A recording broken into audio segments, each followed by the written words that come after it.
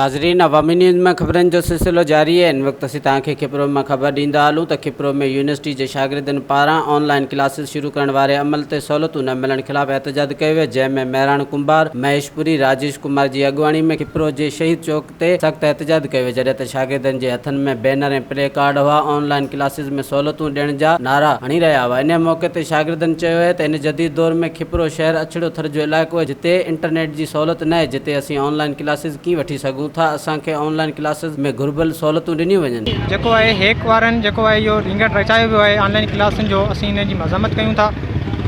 ऐं higher education commission सभ खां पहिरीं बहितरीनु माहौल जोड़े आहे, उन खां पोइ शागिर्दनि सां राया वरिता वञनि त उन हवाले सां शागिर्दनि जो छा रायो आहे त जेको आहे तइलीम सां हथ चरान कई पई वञे।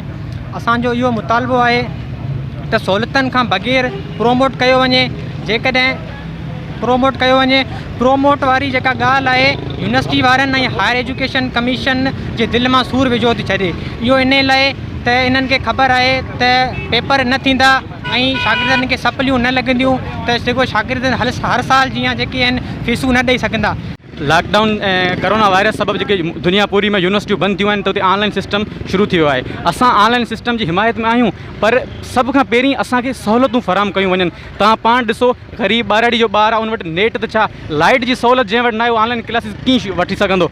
सिंध में जेको हींअर तइलीम में ॿिटो निज़ाम शुरू कयो वियो आहे, उहो ख़तमु कयो वञे। हाणे तइलीम में ॿिटो निज़ाम ईअं, जंहिं वटि नेट आहे, लाइट आहे, बिजली आहे, सहूलतूं आहिनि, उहो वठी सघे थो। बाक़ी जंहिं वटि ग़रीब जो ॿारु भले होशियारु हुजे, भले हुनखे शौक़ु हुजे तइलीम जो, पर उन वटि सहूलतूं न आहिनि। असांजी यूनिवर्सिटी जूं फीसूं मुकमल वरितियूं वियूं आहिनि, या असांजी फीसूं माफ़ु कयूं वञनि।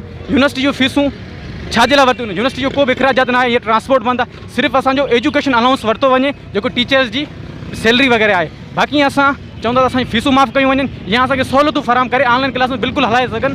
असां बि दुनिया जी इन जंग में चैलेंज कयूं था, बिल्कुलु ऑनलाइन क्लासूं हलणु घुरिजनि, पर सभ खां पहिरीं तव्हां असांखे सहूलतूं उहे फ़राहम कयो, पोइ तव्हां ऑनलाइन क्लासिस असांजो कंडक्ट कयो। त ऑनलाइन क्लासूं बंदि करियो। असांजो मुतालबो इहो त ऑनलाइन क्लासिस जे असां हिमायत में आहियूं। ठीकु आहे, तइलीम बचाइनि था, पर असांजो इहो सिस्टम आहे तइलीम बचाइण। असां वटि हिते फेसबुक वग़ैरह ते अहिड़ियूं नेट जूं जेके न सहूलतूं आहिनि, असांखां फुल फीसूं वरितियूं वञनि। उन में सिर्फ़ु 21 महीनू क्लासिस हलाए विया आहिनि, उन खां मथे फीस वरी सेमेस्टर जी अची वञे। असांजो इहो मुतालबो त असांखे अॻिए साल में प्रमोट कया वञे, छो त हिकु त असांजो तइलीम जो नुक़सानु थियो, ॿियो त असां एतिरो त मिडिल क्लास जा माण्हू आहियूं, फीस बि नथा अफोर्ड करे सघूं। 20-40 हज़ार रुपया पर सेमेस्टर जेका असांखां फीस वरिती थी वञे, उन में यूनिवर्सिटी जे तरफ़ां असांखे को बि हींअर फ़ाइदो न आहे, छो त असां त हिकिड़ो ॻोठु वेठा आहियूं, न ई अहिड़ी का उन्हनि डिवाइस वग़ैरह ॾिनी आहे जंहिं त असां ऑनलाइन क्लासिस वठी सघूं था। शागिर्दनि जो एहतजाज आहे, हिन ते असीं पाण जंहिंजा नेटवर्क जा सिग्नल ई कोन्हनि, हिते उहे ॿारहड़ी जा माण्हू ऑनलाइन क्लास कीअं अटेंड करे सघंदा।